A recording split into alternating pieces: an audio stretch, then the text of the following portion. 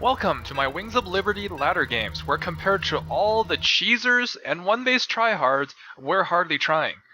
The reason I say that is because I like to play a more macro-oriented style that focuses on unit composition, managing your production, and managing your unit compositions and everything else. So I'm playing Zerg right now because I had a period of time where I played Terran, due to MMR decay of course, and I feel like now I should catch up in terms of the Zerg portraits, just to make everything a little bit more aligned with Protoss. Now, I am getting quite frustrated because of the number of ZVZs that I had to deal with, but my opponent right now is random. So there's actually a 1 in 3 chance that this is going to be a ZVZ, and I don't really like those odds. I mean, it's better than normal, but I still think I don't like those odds. Now, normally the composition is, I would consider 50% Zerg and 45% Terran, with a minor 5% of Protoss, which is actually really annoying considering how I hate the ZVZ matchup. But there's not really much we can do about that. So in terms of dealing with random, I feel like Zerg is a good race for that because the Zerg have the queens for defense. So against Terran they're going to be fine, and against Protoss I would say I have a good chance of being fine. That's because of course the queens are good at defending against other stuff, and it looks like it's going to be a Zerg versus Protoss, which is, I would say, a matchup that I'm not quite familiar with. Nope, let's just go kill the probe. Oh shit. Okay, so let's go ahead and build the hatch right now. We'll see if he tries to block the base with the cannon, or with the pylon.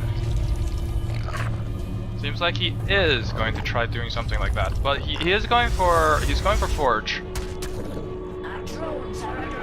So he is of course not going to be blocking this. Chances are he's going to cannon rush this. So I gotta look out for that. So I successfully stopped the cannon rush because now he has to bring another probe over.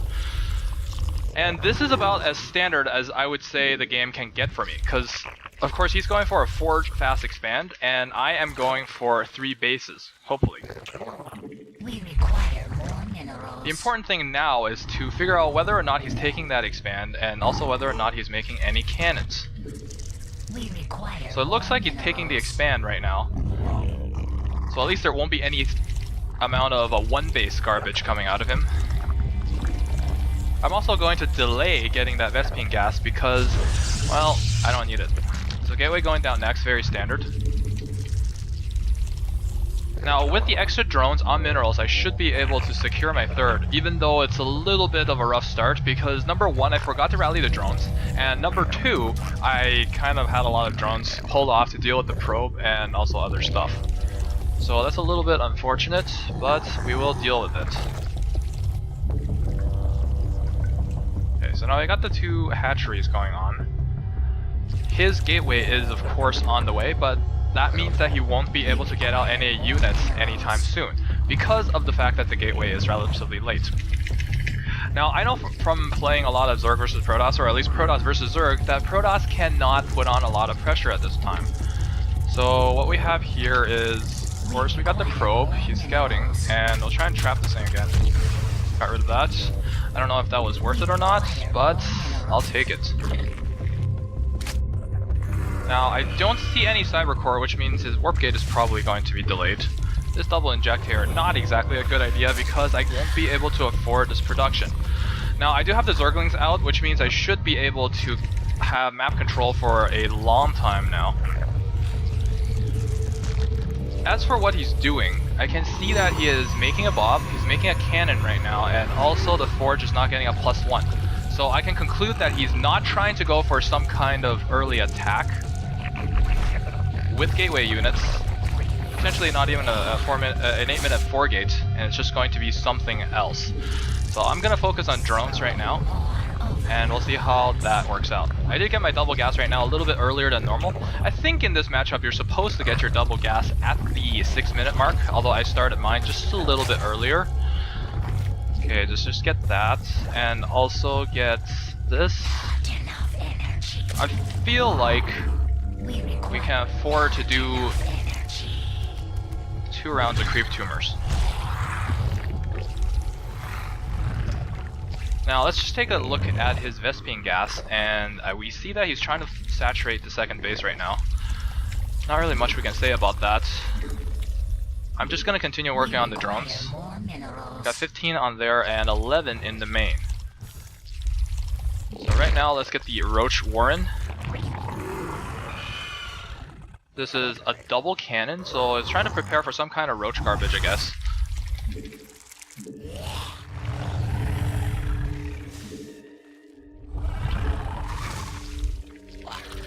Alright, so what do we need right now? We got the cannons going, and we do see he does have his +1 coming, so it could potentially turn into a large gateway attack, but I'm not exactly sure about that. So let's go ahead and move up to layer tech, and we'll work on something else. Okay, we do see one Bob, but we'll have queens to defend against that, so it won't be much of a problem. We'll start working on the Bob.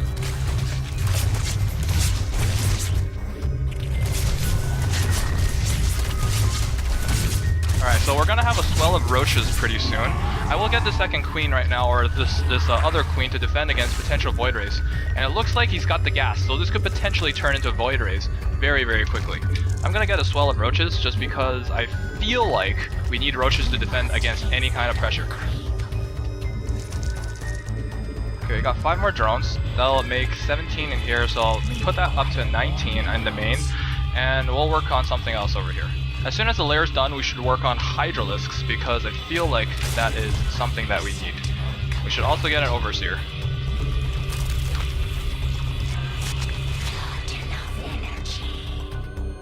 Alright, so what we need now is hydralisk and also Vespene gas. Because, of course, when the unit composition gets higher in the tech, we'll need Vespene gas to get the higher tier units, like the Corruptors and the Roaches, and the Hydralisks. I still have no idea what he's doing, which is actually not great at all. Let's just take a trip with the Overseer and see what he is trying to do in his base. And of course, keeping up the inject. It's double Evo chambers and the hatch. Look at that.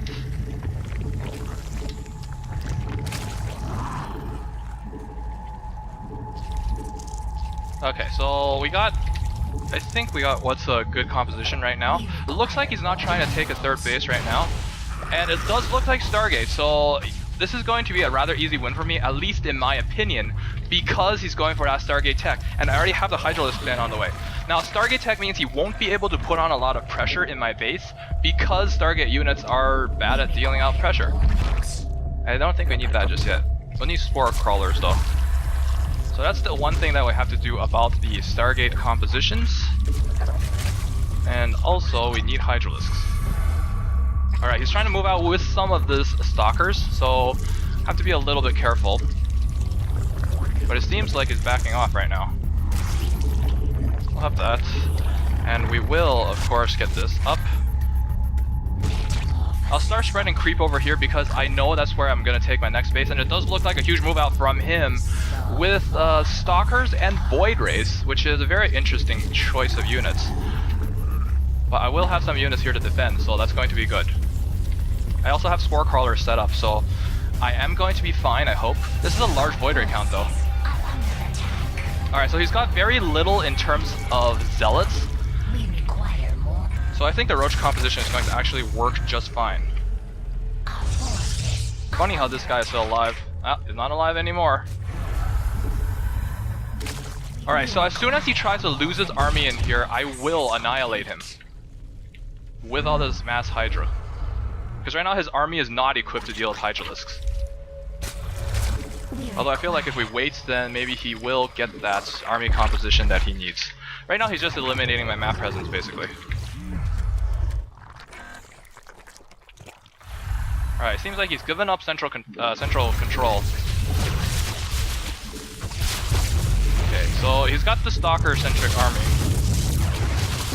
This is actually a bad spot for us.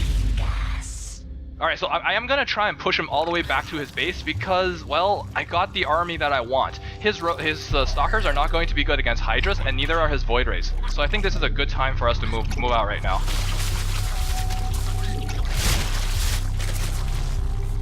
Oh shit, I overwrote my thing.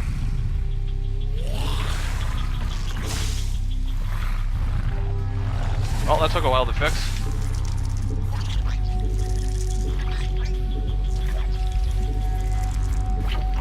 Alright, what do we have over here? We have stalkers, and we have, well, a lot of cannons for one. So let's see what kind of army composition he can push out with this. Seems like a lot of Void Rays right now, and the Void Rays are actually going to be not that effective. We got this going on, and of course he is engaging right now, so hydras are going to be dealing massive damage to the Void Rays, and hopefully I can eliminate the Void Rays, which is the main reason I have these hydras. And now they will be engaging stalkers with hydras, which is not a good choice at all. See, at this point I feel like adding on Zerglings. Number one, because we do have that large swell of resources in terms of minerals, and number two, because stalkers are terrible against Zerglings. So we're gonna work on that. Now, he did manage to kill off the rest of my hydras, but I feel like I have enough army coming to be able to supplement that unit's loss. Also, it's kind of a shame that we don't have speed. We'll see if he tries to make a big push out right now, because we could be in a little bit of trouble, but not a lot. I'm still trying to regain that map presence that I lost. Actually, there's no point in making overlords anymore. Okay, so at this point, I think transitioning to Colossus is probably a good choice, or his other stuff, like High Templars, or something involving AoE damage. So I'm going to prepare for that with the Spire, and also some other stuff. Okay, just fill up the gas geysers real quick. And of course we want upgrades, and also Infestation Pit for that inevitable transition to Hive Tech. Alright, I think I'll try to hit as soon as the Zergling speed is finished, because I feel like that's an important upgrade to have. Still don't see any amount of activity from him. Alright, so what we need to do now is of course patrol the bases, because I feel like him getting a third right now could potentially be dangerous, but not exactly world ending. So we'll have this, and we'll have this, and we'll have all the Zerglings. Okay, so we have Zergling speed right now. I feel like as soon as we get the information we need in terms of scouting, we will be in a good position to attack. Okay, we do have all of that. Let's see what he's trying to do right now. Okay, so he's still going for that Void Ray heavy composition, which is kind of weird. He did add on Zealots right now with +1 attack, and I don't think we have +1 armor, which is kind of sad, but I feel like this is just way too many units for him to handle. Let's see how that works out. His cannons are putting in work, so I'm just going to back off right now so that the cannons don't exactly kill everything. Void Rays are still taking out Hydras, and Roaches against Stalkers, not a bad, not exactly great. I do manage to take down every single Void Ray yet again. And at the cost of, well, a bunch of Lings and Hydras, but I don't think that's going to be a problem. Still not transitioning out of the Stalker composition. Of course, units lost. This is probably favoring him at this point. We're going to have to do something about this lack of larva.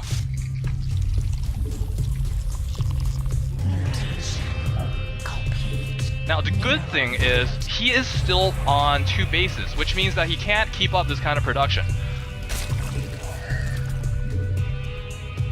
I feel like my production sort of just screwed up over here because of the large amount of queens that I'm missing. But I will start getting the Greater Spire because I feel like that's a good thing to have.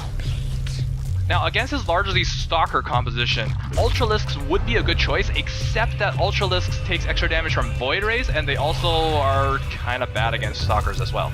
It needs something to tank for the Ultralisks for them to be effective. And I don't have that right now. Alright, so what can we do at this point? We have Zerglings, and we also have upgrades. So get that. I also even out the units' upgrades, so that the Zealots won't be killing our Zerglings in an extremely quick manner. And of course we are maxed out. So what I can do on the back of this is take another expansion. Of course I'd like to take this one as opposed to, say, the safe expansion over there, because of how close it is to my other expansions. And my units can just swing around and defend the expansion with ease.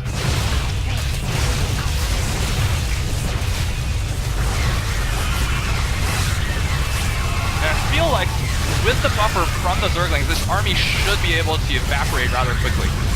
Well, let's not just do that just yet. Still need to make more because we always plan as if our whole army is going to get wiped out.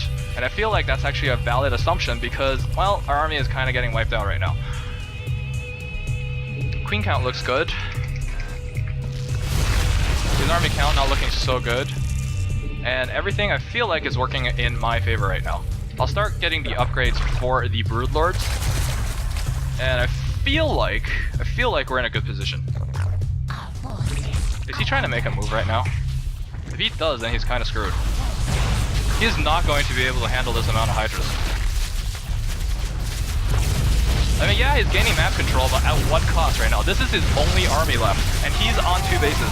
And I think, yeah, Stargate opening not good against Zerg. That's just it. Stargate openings are not good against Zerg because of how it lacks any AoE damage and it can't really deal with Hydralisk.